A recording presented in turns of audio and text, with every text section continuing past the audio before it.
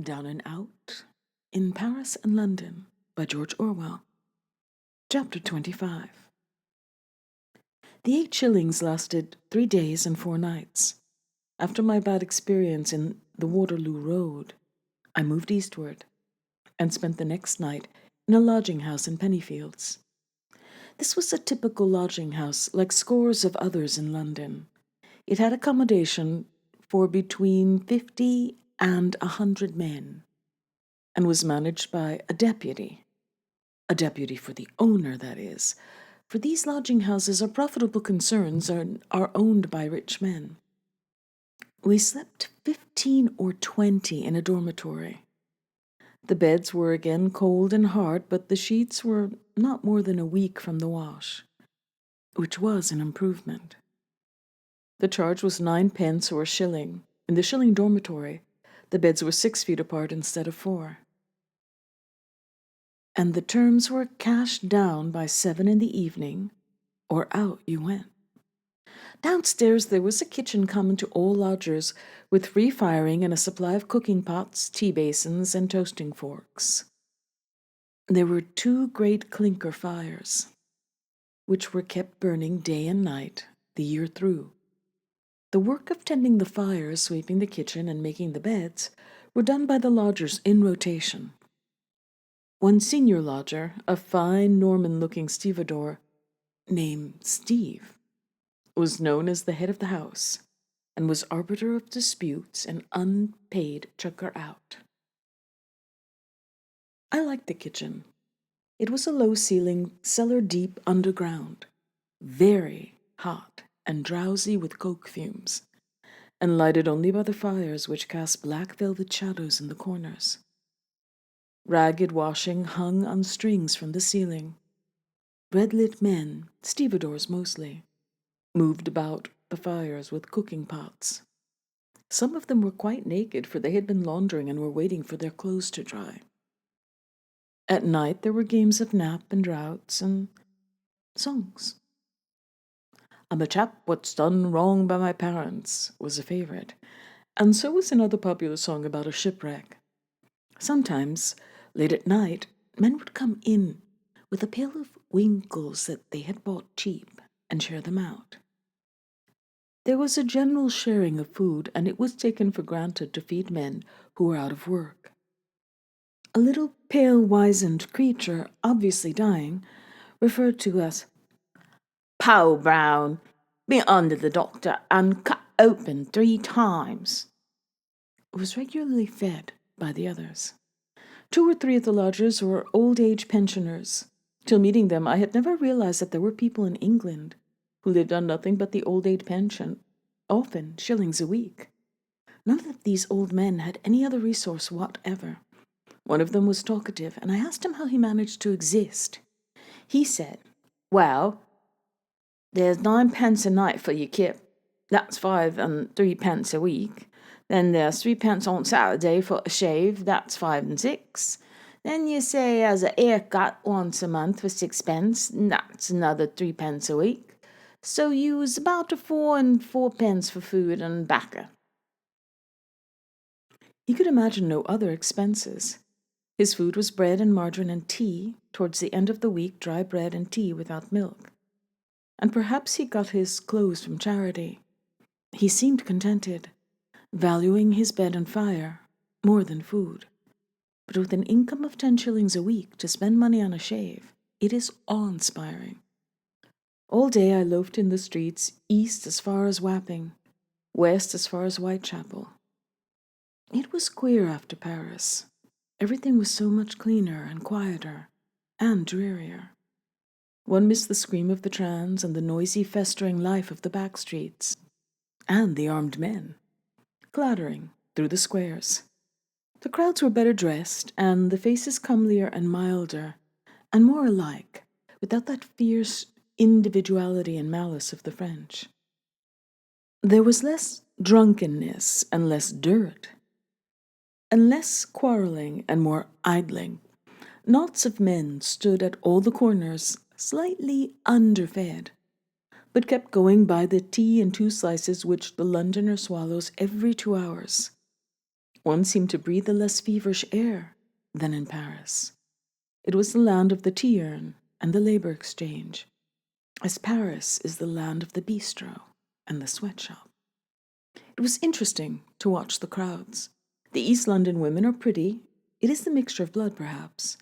And Limehouse was sprinkled with Orientals, Chinamen, Gidigonian Lascars, Dravidians selling silk scarves, even a few Sikhs, come goodness knows how. Here and there were street meetings. In Whitechapel, somebody called the singing evangel undertook to save you from hell for the charge of 6 pence. In the East India Dock Road, the Salvation Army were holding a service. They were singing Anybody Here Like Sneaking Judas to the tune of What's to be Done with the Drunken Sailor. On Tower Hill, 2 Mormons were trying to address a meeting. Round their platform struggled a mob of men, shouting and interrupting. Someone was denouncing them for polygamists. A lame, bearded man, evidently an atheist, had heard the word God and was heckling angrily. There was a confused uproar of voices. My dear friends, if you would only let us finish what we were saying, that's right, give 'em a say. Don't get on the argue. No, you answer me, can you show me God? You show 'em, then I'll believe in 'em. Oh, shut up, don't keep interrupting them. Interrupt yourself, polygamists. Well, there's a lot to be said for polygamy. Take the women out of industry anyway, my dear friends, if you would just. No, don't you slip out of it. Have you seen God? Have you touched him? Have you shook hands with him? Oh, don't get on the argue. For Christ's sakes, don't get on the argue. Etc., etc. I listened for 20 minutes, anxious to learn something about Mormonism, but the meeting never got beyond shouts. It is the general fate of street meetings.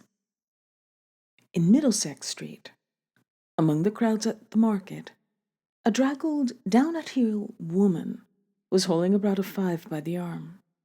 She brandished a tin trumpet in its face. The brat was squalling.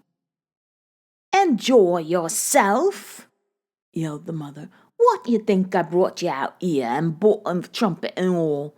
Do you want to go across my knee, you little bastard? You shall enjoy yourself." Some drops of spittle fell from the trumpet. The mother and the child disappeared, both bawling. It was all very queer after Paris. The last night that I was in the Pennyfields lodging house, there was a quarrel between 2 of the lodgers, a vile scene. One of the old-age pensioners, a man of about 70, naked to the waist, he had been laundering, was violently abusing a short, thick-set stevedore, who stood with his back to the fire. I could see the old man's face in the light of the fire, and he was almost crying with grief and rage. Evidently something very serious had happened. The old-age pensioner. "You," the stevedore. "Shut your mouth, yo, afore I said about you." The old-age pensioner. "Just you try it on you. I'm 30 years older than you, but it wouldn't take much to get me to give you one as I'd knock you into a bucketful of piss." The stevedore. "And then p'raps I wouldn't smash your bath to you, oh." Thus, for 5 minutes, the lodgers sat round, unhappy, trying to disregard the quarrel. The stevedore looked sullen, but the old man was growing more and more furious. He kept making little rushes at the other, sticking out his face and screaming from a few inches distant like a can on a wall, and spitting. He was trying to nerve himself to strike a blow, and not quite succeeding. Finally, he burst out, "Ah, that's what you are.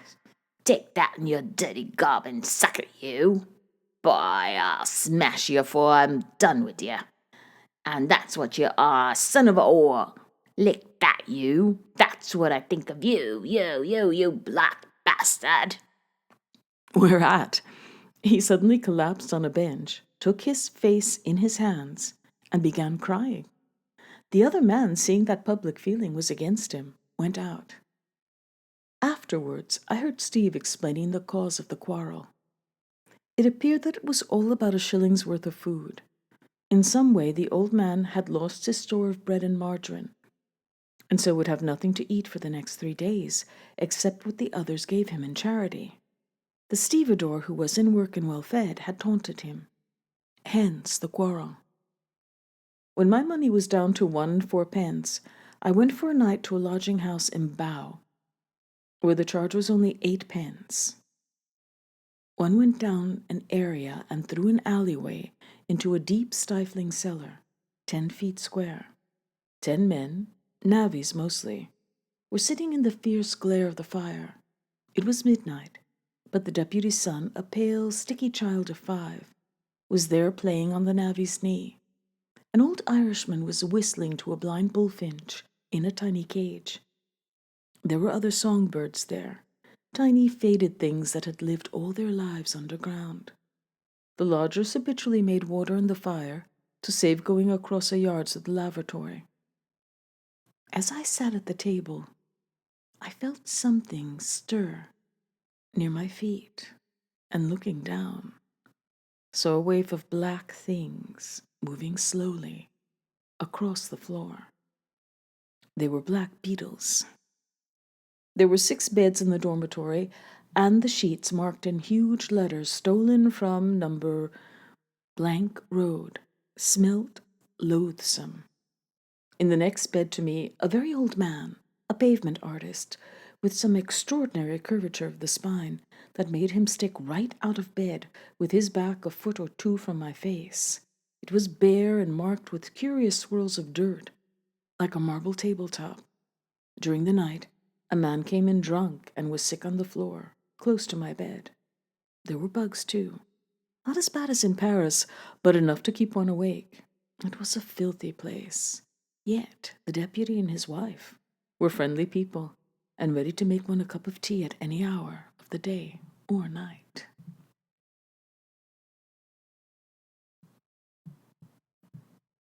Chapter 26. In the morning, after paying for the usual tea and 2 slices and buying half an ounce of tobacco, I had a halfpenny left. I did not care to ask B for more money yet, so there was nothing for it but to go to a casual ward. I had very little idea how to set about this, but I knew there was a casual ward at Rompton, so I walked out there, arriving at 3 or 4 in the afternoon. Leaning against the pig pens in Rompton market-place was a wizened old Irishman, obviously a tramp.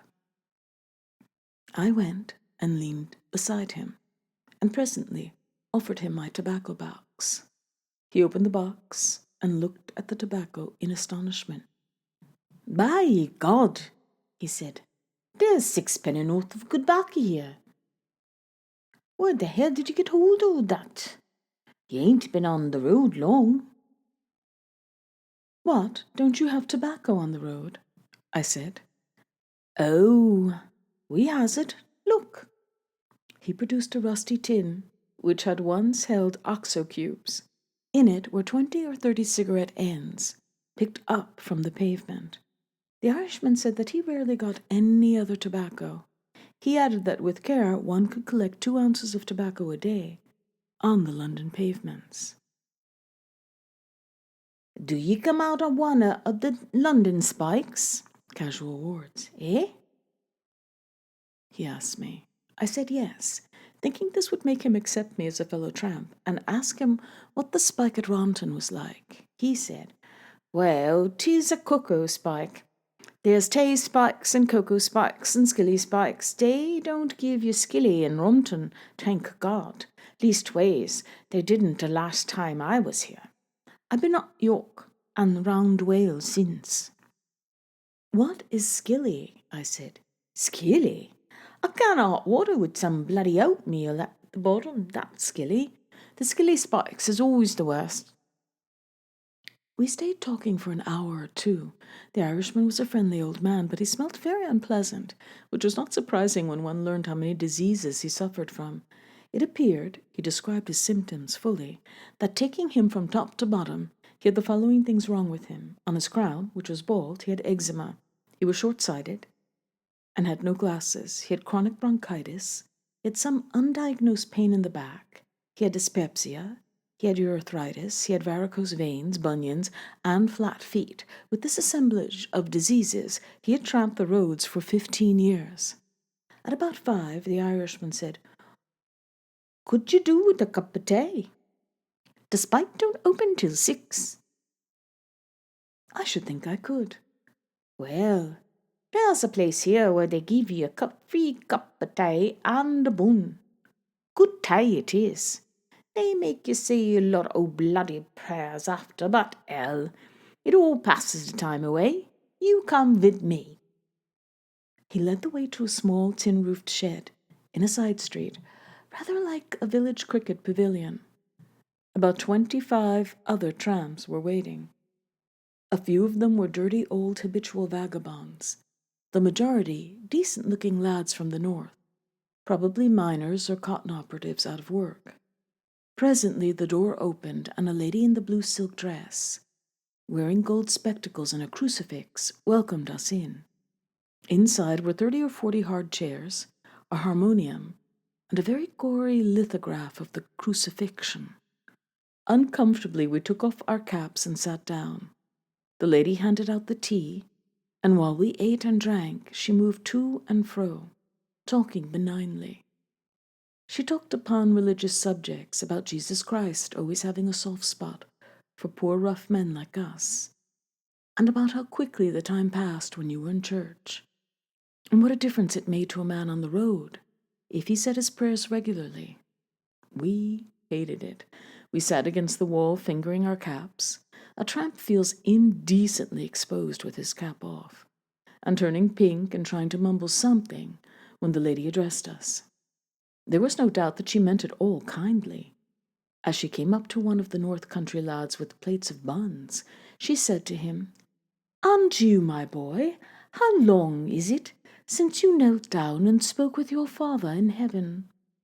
Poor lad, not a word could he utter, but his belly answered for him, with a disgraceful rumbling which it set up at the sight of food. Thereafter he was so overcome with shame that he could scarcely swallow his bun. Only one man managed to answer the lady in her own style, and he was a spry, red-nosed fellow, looking like a corporal who had lost his stripe for drunkenness. He could pronounce the words, "The dear Lord Jesus," with less shame than anyone I ever saw. No doubt he had learned the knack in prison. Tea ended, and I saw the tramps looking furtively at one another. An unspoken thought was running from man to man. Could we possibly make off before the prayers started? Someone stirred in his chair, not actually getting up, but with just a glance at the door, as though half suggesting the idea of departure. The lady quelled him with one look. She said in a more benign tone than ever, "I don't think you need to go quite yet. The casual ward doesn't open till 6, and we have time to kneel down and say a few words to our Father first. I think we should all feel better after that, shouldn't we?" The red-nosed man was very helpful, pulling the harmonium into place and handing out the prayer books. His back was to the lady as he did this, and it was his idea of a joke to deal the books like a pack of cards, whispering to each man as he did so, "There you are, mate. There's a nap for you. Voices and a king," etc. Bareheaded, we knelt down among the dirty teacups and began to mumble that we had left undone those things that we ought to have done, and done those things that we ought not to have done, and there was no health in us. The lady prayed very fervently, but her eyes roved over us all the time, making sure that we were attending. When she was not looking, we grinned and winked at one another and whispered bawdy jokes just to show that we did not care. But it stuck in our throats a little.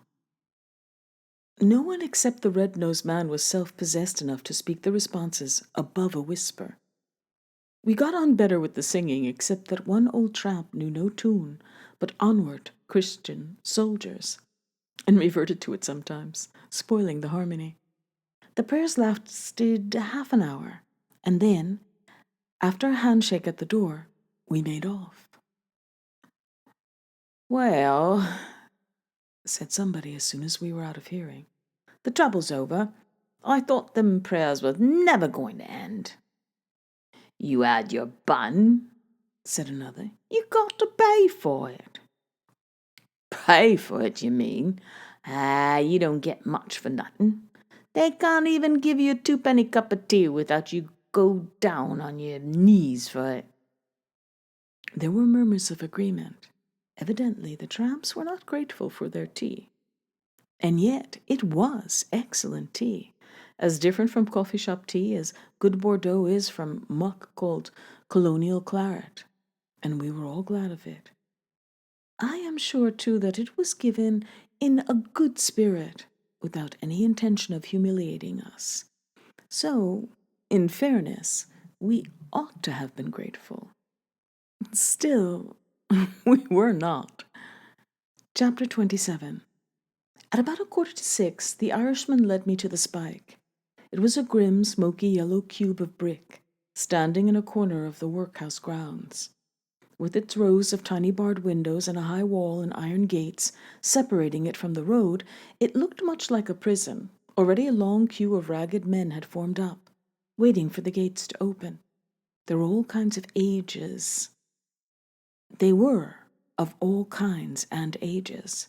The youngest, a fresh-faced boy of 16, the oldest, a doubled-up, toothless mummy of 75. Some were hardened tramps, recognizable by their sticks and billies and dust-darkened faces. Some were factory hands, out of work. Some agricultural laborers. One, a clerk in collar and tie. Two, certainly imbeciles. Seen in the mass, lounging there, they were a disgusting sight. Nothing villainous or dangerous, but a graceless, mangy crew, nearly all ragged and palpably underfed. They were friendly, however, and asked no questions. Many offered me tobacco, cigarette ends, that is. We leaned against the wall, smoking, and the tramps began to talk about the spikes they had been in recently. It appeared from what they said that all spikes were different, each with its peculiar merits and demerits, and it is important to know these when you are on the road. An old hand will tell you the peculiarities of every spike in England, as at A, you are allowed to smoke, but there are bugs in the cells. At B, the beds are comfortable, but the porter is a bully. At C, they let you out early in the morning, but the tea is undrinkable. At D, the officials steal your money, if you have any. And so on, interminably. There are regular beaten tracks where the spikes are within a day's march of one another. I was told that the Barnet-St. Albans route is the best, and they warned me to steer clear of Billericay and Chelmsford, also Idehill in Kent. Chelsea was said to be the most luxurious spike in England. Someone, praising it, said that the blankets there were more like prison than the spike. Tramps go far afield in summer, and in winter they circle as much as possible round the large towns, where it is warmer and there is more charity. But they have to keep moving, for you may not enter any one spike, or any two London spikes, more than once in a month, on pain of being confined for a week. Sometime after 6, the gates opened, and we began to file in, one at a time. In the yard was an office where an official entered in a ledger our names and trades and ages, also the places we were coming from and going to. This last is intended to keep a check on the movement of tramps. I gave my trade as painter. I had painted watercolors, who has not? The official also asked us whether we had any money, and every man said no. It is against the law to enter the spike with more than 8 pence, and any sum less than this one is supposed to hand over at the gate. But as a rule the tramps prefer to smuggle their money in, tying it tight in a piece of cloth so that it will not chink. Generally, they put it in the bag of tea and sugar that every tramp carries, or among their papers. The papers are considered sacred and are never searched. After registering at the office, we were led into the spike by an official known as the tramp major. His job is to supervise casuals, and he is generally a workhouse pauper and a great bawling ruffian of a porter in a blue uniform, who treated us like cattle. The spike consisted simply of a bathroom and lavatory, and for the rest, long double rows of stone walls, perhaps 100 cells in all. It was a bare, gloomy place of stone and whitewash, unwillingly clean, with a smell which, somehow, I had foreseen from its appearance, a smell of soft soap, haze fluid, and latrines. A cold, discouraging, prisonish smell. The porter herded us all into the passage, and then told us to come into the bathroom 6 at a time, to be searched before bathing. The search was for money and tobacco, Rompton being one of those spikes where you can smoke once you have smuggled your tobacco in, but it will be confiscated if it is found on you. The old hands had told us that the porter never searched below the knee, so before going in we had all hidden our tobacco in the ankles of our boots. Afterwards, while undressing, we slipped it into our coats, which we were allowed to keep to serve as pillows. The scene in the bathroom was extraordinarily repulsive. 50 dirty, stark-naked men, elbowing each other in a room 20 feet square, with only 2 bathtubs and 2 slimy roller towels between them all. I shall never forget the reek of dirty feet. Less than half the tramps actually bathed. I heard them saying that hot water is weakening to the system, but they all washed their faces and feet in the horrid, greasy little clouts known as toe rags, which they bind round their toes. Fresh water was only allowed for men who were having a complete bath, so many men had to bathe in water where others had washed their feet. The porter shoved us to and fro, giving the rough side of his tongue when anyone wasted time. When my turn came for the bath, I asked if I might swill out the tub, which was streaked with dirt, before using it. He answered simply, "Shut your mouth and get on with your bath." That set the social tone of the place, and I did not speak again. When we had finished bathing, the porter tied our clothes in bundles and gave us workhouse shirts, gray cotton things of doubtful cleanliness, like abbreviated nightgowns. We were sent along to the cells at once, and presently the porter and the tramp major brought our supper across from the workhouse. Each man's ration was a half-pound wedge of bread smeared with margarine, and a pint of bitter, sugarless cocoa in a tin billy.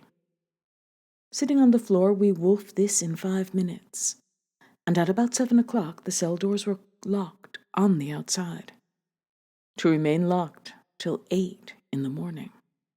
Each man was allowed to sleep with his mate, the cells being intended to hold 2 men apiece. I had no mate, and was put in with another solitary man, a thin, scrubby-faced fellow with a slight squint. The cell measured 8 feet by 5 by 8 high, was made of stone, and had a tiny barred window high up in the wall, and a spy hole in the door, just like a cell in a prison. In it were 6 blankets, a chamber pot, a hot water pipe, and nothing else whatever. I looked around the cell with a vague feeling that there was something missing.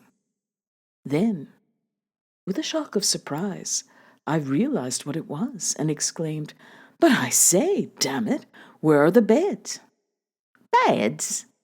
said the other man, surprised. "They aren't no beds. What do you expect? This is one of them spikes where you sleeps on the floor. Christ, ain't you got used to that yet?" It appeared that no beds was quite a normal condition in the spike. We rolled up our coats and put them against the hot water pipe, and made ourselves as comfortable as we could. It grew foully stuffy, but it was not warm enough to allow of our putting all the blankets underneath, so that we could only use one to soften the floor. We lay a foot apart, breathing into one another's face, with our naked limbs constantly touching and rolling against one another whenever we fell asleep. One fidgeted from side to side, but it did not do much. Whichever way one turned, there would be first a dull, numb feeling, then a sharp ache as the hardness of the floor wore through the blanket. One could sleep, but not for more than 10 minutes on end. About midnight, the other man began making homosexual attempts upon me, a nasty experience in a locked, pitch-dark cell. He was a feeble creature, and I could manage him easily, but of course, it was impossible to go to sleep again. For the rest of the night we stayed awake, smoking and talking. The man told me the story of his life. He was a fitter, out of work for 3 years. He said that his wife had promptly deserted him when he lost his job, and he had been so long away from women that he had almost forgotten what they were like. Homosexuality is general among tramps of long standing, he said. At 8, the porter came along the passage, unlocking the doors and shouting, "All out!" The doors opened, letting out a stale, fetid stink. At once, the passage was full of squalid, gray-shirted figures, each chamber pot in hand, scrambling for the bathroom. It appeared that in the morning, only one tub of water was allowed for the lot of us, and when I arrived, 20 tramps had already washed their faces. I took one glance at the black scum floating on the water and went unwashed. After this, we were given a breakfast identical with the previous night's supper. Our clothes were returned to us, and we were ordered out into the yard to work. The work was peeling potatoes for the pauper's dinner, but it was a mere formality to keep us occupied until the doctor came to inspect us. Most of the tramps, frankly, idled. The doctor turned up about 10 o'clock, and we were told to go back to our cells, strip, and wait in the passage for the inspection. Naked and shivering, we lined up in the passage. You cannot conceive what ruinous, desperate curs we looked, standing there in the merciless morning light. A tramp's clothes are bad, but they conceal far worse things. To see him as he really is, unmitigated, you must see him naked. Flat feet, pot bellies, hollow chests, sagging muscles, every kind of physical rottenness was there. Nearly everyone was undernourished, and some clearly diseased. 2 men were wearing trusses, and as for the old mummy-like creature of 75, one wondered how he could possibly make his daily march. Looking at our faces, unshaven and creased from the sleepless night, you would have thought that all of us were recovering from a week on the drink. The inspection was designed merely to detect smallpox and took no notice of our general condition. A young medical student, smoking a cigarette, walked rapidly along the line, glancing us up and down, and not inquiring whether any man was well or ill. When my cell companion stripped, I saw that his chest was covered with a red rash, and having spent the night a few inches away from him, I fell into a panic about smallpox. The doctor, however, examined the rash and said that it was merely due to undernourishment. After the inspection, we dressed and were sent into the yard, where the porter called our names over, gave us back any possessions we had left at the office, and distributed meal tickets. These were worth 6 pence each, and were directed to coffee shops on the route we had named the night before.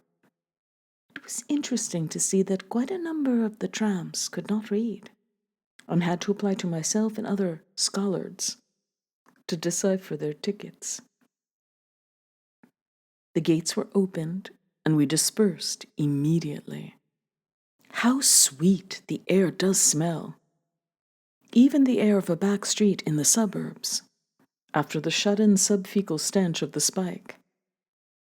I had a mate now, for while we were peeling potatoes, I had made friends with an Irish tramp named Paddy Jacques, a melancholy pale man who seemed clean and decent. He was going to Edbury Spike and suggested that we should go together. We set out, getting there at 3 in the afternoon. It was a 12-mile walk, but we made it 14 by getting lost among the desolate North London slums. Our meal tickets were directed to a coffee shop in Ilford. When we got there, the little chit of a serving maid, having seen our tickets and grasped that we were tramps, tossed her head in contempt, and for a long time would not serve us. Finally, she slapped on the table 2 large teas and 4 slices of bread, and dripping, that is, 8 penny worth of food. It appeared that the shop habitually cheated the tramps of 2 pence or so on each ticket. Having tickets instead of money, the tramps could not protest or go anywhere else. Chapter 28. Paddy was my mate for the next fortnight, and he was the first tramp I had known at all well. I want to give an account of him. I believe that he was a typical tramp, and there are thousands, tens of thousands in England like him. He was a tallish man, aged about 35, with fair hair going grizzled and watery blue eyes. His features were good, but his cheeks had lanked and had that greyish, dirty, in-the-grain look that comes of a bread and margarine diet. He was dressed rather better than most tramps, in a tweed shooting jacket and a pair of old evening trousers with the braids still on them. Evidently, the braid figured in his mind as a lingering scrap of respectability, and he took care to sew it on again when it came loose. He was careful of his appearance altogether, and carried a razor and boot-brush that he would not sell, though he had sold his papers and even his pocket-knife long since. Nevertheless, one would have known him for a tramp 100 yards away. There was something in his drifting style of walk, and the way he had of hunching his shoulders forward, essentially abject. Seeing him walk, you felt instinctively that he would sooner take a blow than give one. He had been brought up in Ireland, served 2 years in the war, and then worked in a metal polish factory, where he had lost his job 2 years earlier. He was horribly ashamed of being a tramp, but he had picked up all a tramp's ways. He browsed the pavements unceasingly, never missing a cigarette end or even an empty cigarette packet, as he used the tissue paper for rolling cigarettes. On our way into Edbury, he saw a newspaper parcel on the pavement, pounced on it, and found that it contained 2 mutton sandwiches rather frayed at the edges. These he insisted on my sharing. He never passed an automatic machine without giving a tug at the handle, for he said that sometimes they are out of order and will eject pennies if you tug at them. He had no stomach for crime, however. When we were in the outskirts of Rompton, Paddy noticed a bottle of milk on a doorstep, evidently left there by mistake. He stopped, eyeing the bottle hungrily. "Christ," he said, "there's good food going to waste. Somebody could knock that bottle off, eh? Knock it off easy." I saw that he was thinking of knocking it off himself. He looked up and down the street. It was a quiet residential street, and there was nobody in sight. Paddy's sickly, chapfallen face yearned over the milk. Then he turned away, saying gloomily, "Best leave it. It don't do a man no good to steal. Thank God, I ain't never stolen nothing yet." It was funk, bred of hunger, that kept him virtuous. With only 2 or 3 sound meals in his belly, he would have found courage to steal the milk. He had 2 subjects of conversation, the shame and come-down of being a tramp, and the best way of getting a free meal. As we drifted through the streets, he would keep up a monologue in this style, in a whimpering, self-pitying Irish voice. "It's hell being on the road, eh?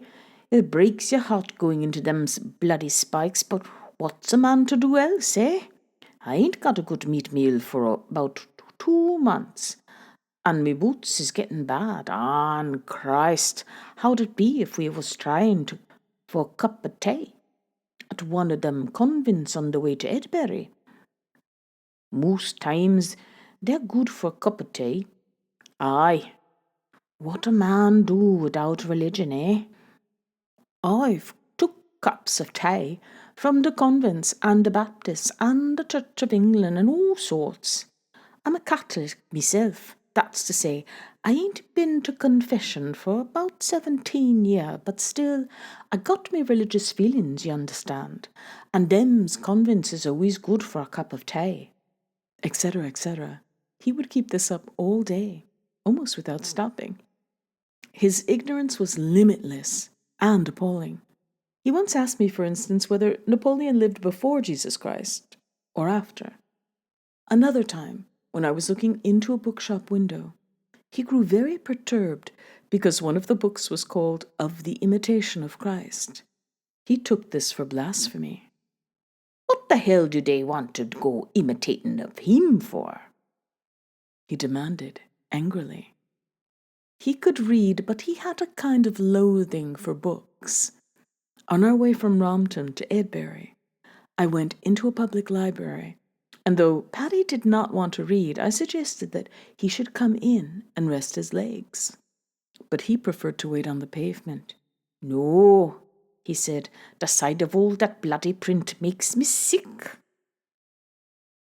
Like most tramps, he was passionately mean about matches. He had a box of matches when I met him, but I never saw him strike one. And he used to lecture me for extravagance when I struck mine.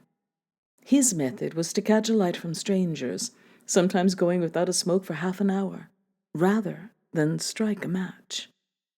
Self-pity was the clue to his character. The thought of his bad luck never seemed to leave him for an instant.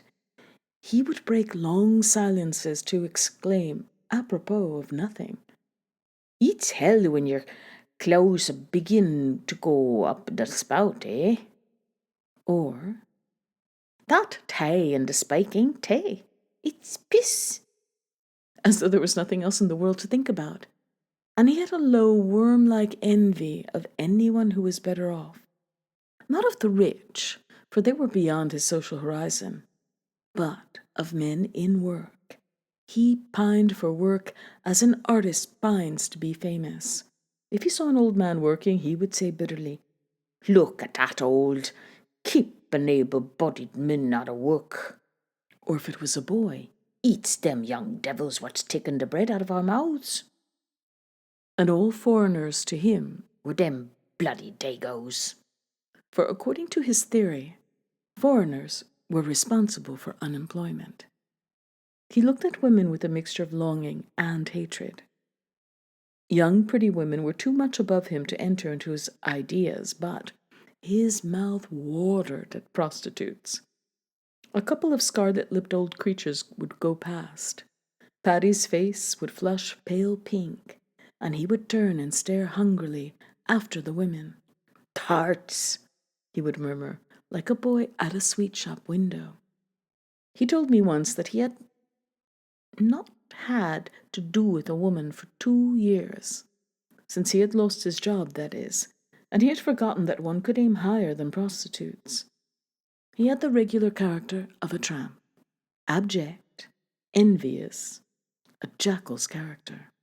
Nevertheless, he was a good fellow, generous by nature and capable of sharing his last crust with a friend. Indeed, he literally did share his last crust with me more than once. He was probably capable of work too, if he had been well fed for a few months, but 2 years of bread and margarine had lowered his standards hopelessly. He had lived on this filthy imitation of food till his own mind and body were compounded of inferior stuff. It was malnutrition and not any native vice that had destroyed his manhood. Chapter 29. On the way to Edbury, I told Paddy that I had a friend from whom I could be sure of getting money, and suggested going straight into London rather than face another night in the Spike. But Paddy had not been in Edbury Spike recently, and tramp-like, He would not waste a night's free lodging. We arranged to go into London the next morning. I had only a halfpenny, but Paddy had 2 shillings, which would get us a bed each and a few cups of tea. The Edbury spike did not differ much from the one at Rompton. The worst feature was that all tobacco was confiscated at the gate, and we were warned that any man caught smoking would be turned out at once. Under the Vagrancy Act, tramps can be prosecuted for smoking in the spike. In fact, they can be prosecuted for almost anything, but the authorities generally save the trouble of a prosecution by turning disobedient men out of doors. There was no work to do, and the cells were fairly comfortable. We slept 2 in a cell, 1 up, 1 down, that is, 1 on a wooden shelf and 1 on the floor, with straw palliases and plenty of blankets, dirty but not verminous. The food was the same as at Rompton, except that we had tea instead of cocoa. One could get extra tea in the morning, as the tramp major was selling it at a halfpenny a mug, illicitly, no doubt. We were each given a hunk of bread and cheese to take away for our midday meal. When we got into London, we had 8 hours to kill before the lodging-houses opened. It is curious how one does not notice things. I had been in London innumerable times, and yet, till that day, I had never noticed one of the worst things about London, the fact that it costs money, even to sit down. In Paris, if you had no money and could not find a public bench, you would sit on the pavement. Heaven knows what sitting on the pavement would lead to in London. Prison, probably. By 4, we had stood 5 hours, and our feet seemed red hot from the hardness of the stones. We were hungry, having eaten our ration as soon as we left the spike, and I was out of tobacco. It mattered less to Paddy, who picked up cigarette ends. We tried 2 churches and found them locked. Then we tried a public library, but there were no seats in it.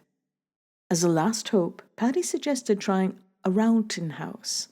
By the rules, they would not let us in before 7, but we might slip in unnoticed. We walked up to the magnificent doorway. The Rountain houses really are magnificent, and very casually, trying to look like regular lodgers, began to stroll in. Instantly, a man lounging in the doorway, a sharp-faced fellow, evidently in some position of authority, barred the way. You men sleep here last night? No. Then off. We obeyed, and stood 2 more hours on the street corner.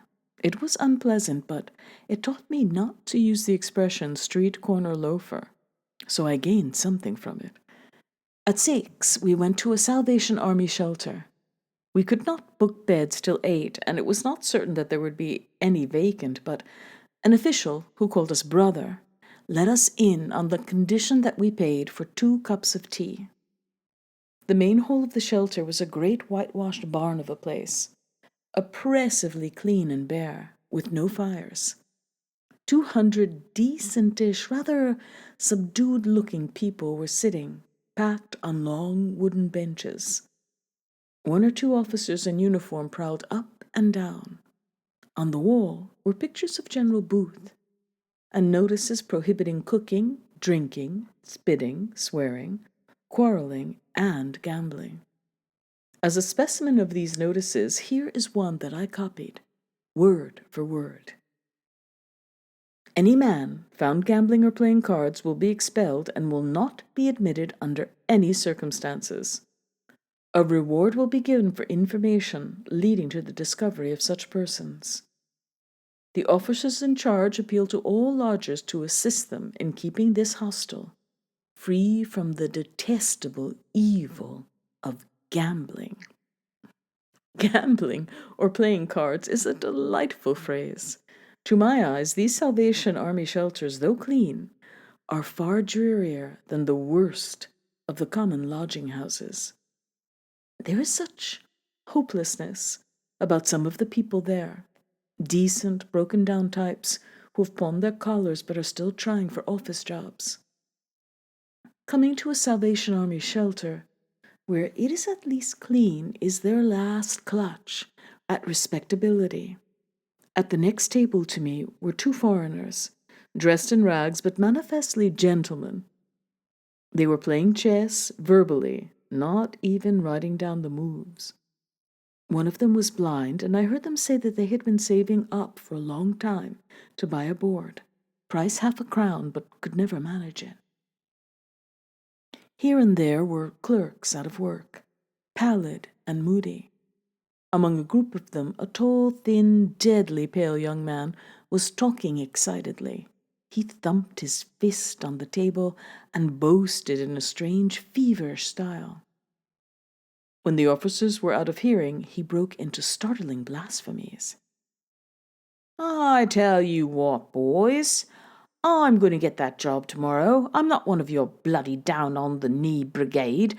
I can look after myself. Look at that. Notice there, the Lord will provide a bloody lot He's ever provided me with.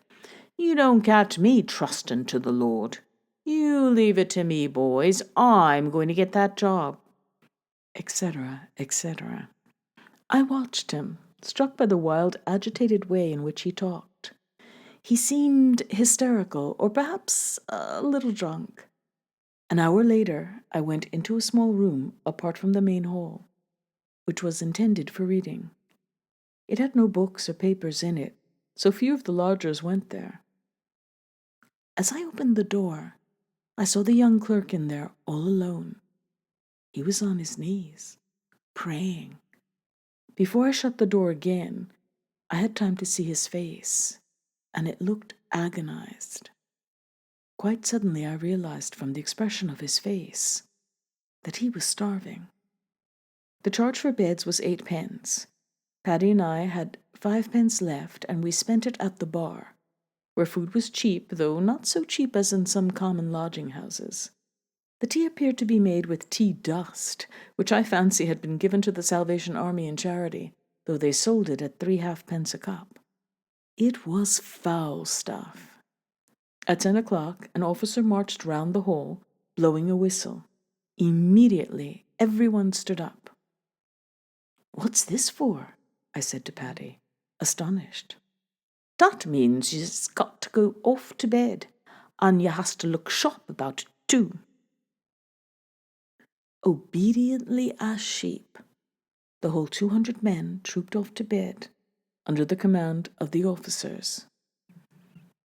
The dormitory was a great attic, like a barrack room, with 60 or 70 beds in it.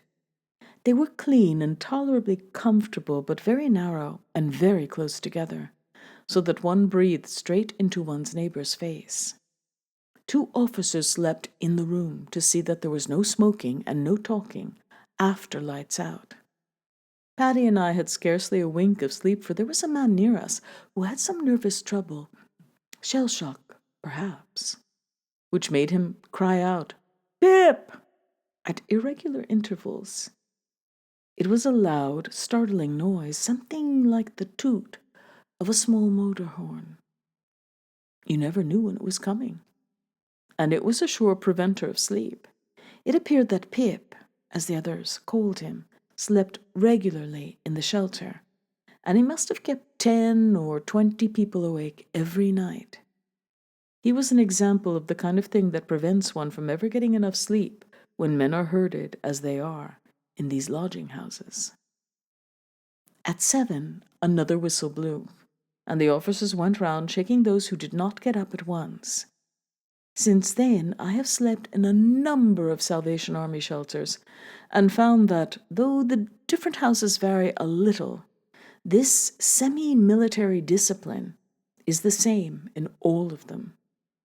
They are certainly cheap, but they are too like workhouses for my taste. In some of them there is even a compulsory religious service once or twice a week, which the lodgers must attend or leave the house.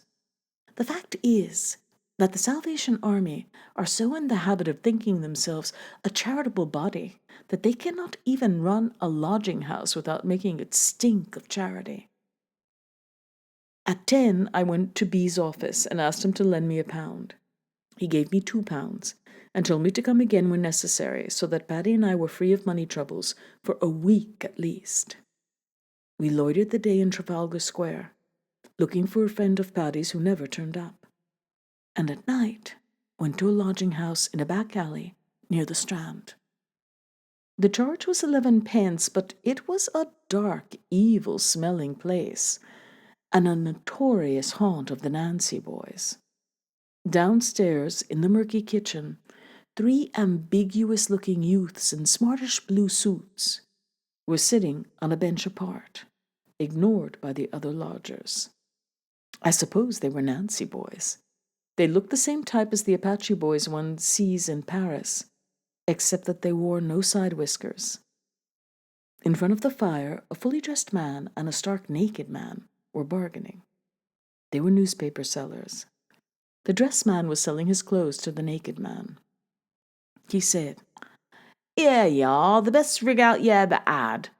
A tusharoon, £0.50, for the coat, 2 ogs for the trousers, 1 and a tanner for the boots, and an og for the cap and scarf. That's 7 bob. You got hope. I'll give you 1 and a tanner for the coat, a og for the trousers, and 2 ogs for the rest. That's 4 and a tanner. Take the whole lot for 5 and a tanner, chum. Right you are, off with 'em. I gotta get out to sell my late edition." The clothed man stripped, and in 3 minutes their positions were reversed, the naked man dressed and the other kilted with a sheet of the Daily Mail. The dormitory was dark and close with 15 beds in it. There was a horrible hot reek of urine, so beastly that at first one tried to breathe in small shallow puffs, not filling one's lungs to the bottom. As I lay down in bed, a man loomed out of the darkness, leant over me, and began babbling in an educated, half-drunken voice. "A no public school boy, what?" He heard me say something to Paddy. "Don't meet many of the old school here. I'm an old Etonian, you know, 20 years hence this weather and all that." He began to quaver out the Eton boating song, not untunefully, jolly boating weather and a hay harvest. "Stop that noise!" shouted several lodgers. "Low types," said the old Etonian. "Very low types. Funny sort of place for you and me, eh? Do you know what my friends say to me? They say, 'You are past redemption.' Quite true. I am past redemption. I've come down in the world not like these here, who couldn't come down if they tried. We chaps have come down ought to hang together a bit. Youth will still be in our faces, you know. May I offer you a drink?" He produced a bottle of cherry brandy, and at the same time lost his balance and fell heavily across my legs. Paddy, who was undressing, pulled him upright. "Get back to your bed, you old silly." The old Etonian walked unsteadily to his bed and crawled under the sheets with all his clothes on, even his boots. Several times in the night I heard him murmuring, "You are past redemption," as though the phrase appealed to him. In the morning he was lying asleep, fully dressed, and the bottle clasped in his arms. He was a man of about 50, with a refined, worn face, and, curiously enough, quite fashionably dressed. It was queer to see his good patent leather shoes sticking out of that filthy bed. It occurred to me, too, that the cherry brandy must have cost the equivalent of a fortnight's lodging, so he could not have been seriously hard up. Perhaps he frequented common lodgings in search of the Nancy boys. The beds were not more than 2 feet apart. About midnight I woke up to find that the man next to me was trying to steal the money from beneath my pillow. He was pretending to be asleep while he did it, sliding his hand under the pillow as gently as a rat. In the morning, I saw that he was a hunchback, with long ape-like arms. I told Paddy about the attempted theft. He laughed captain said. Christ, you gotta get used to that. These lodging houses is full of thieves. In some houses there's nothing safe but to sleep with all your clothes on. I seen 'em steal a wooden leg off a cripple before now. Once I see a man, 14 stone man he was, come into a lodging house with £4.10. He puts it under his mattress. Now, he says, any that touches that money does it over my body, he says. But they done him all the same. In the morning he woke up on the floor. 4 fellers had took his mattress by the corners and lifted him off light as a feather. He never saw his £4.10 again.